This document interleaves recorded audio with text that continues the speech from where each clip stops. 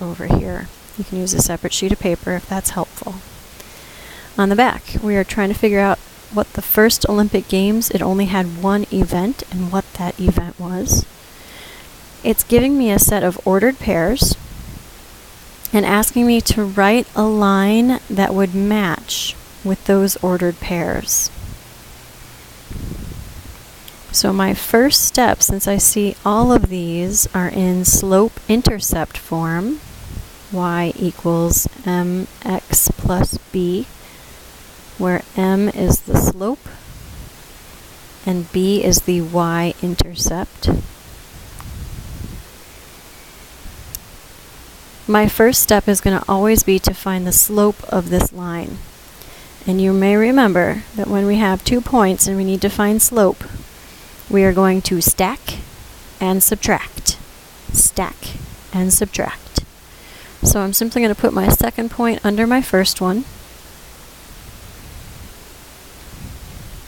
And then I'm going to subtract those numbers. So I have 3 minus 4. That's getting me to a -1. And -2 minus 0 will keep me at a -2.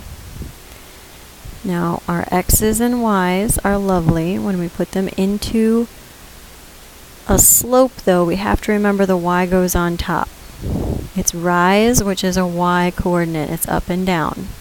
So we rise -2. We run a -1. A negative divided by a negative is a positive. So the slope for this equation is actually a positive 2. 2 divided by 1, any number divided by 1 is itself. So -2 divided by a -1, negative divided by a negative is a positive. 2 divided by 1 is 2. I'm going to take just a quick look down here and see if I can take it from there. I have it narrowed down to just 2 of my graphs that have a positive 2 slope. So there's 2 possibilities. One of our nice, fast ways to go about checking which of these 2 it might be is to use one of these ordered pairs, and I can choose either one, and I can plug it in to see if it works, to see if it makes the statement true. I like working with zeros. It helps me with some fewer numbers. So I'm going to take this point where x equals 4 and y equals 0, and I'm going to try to put it into this first equation that has a slope of 2. I'm going to see if I plug 0 in place of y, so now I'm just rewriting this equation using these 2 points. Does 0 equal 2, and instead of x, I'm going to put in 4. 2 times 4 minus 8. Well, let's see. 2 times 4 is 8.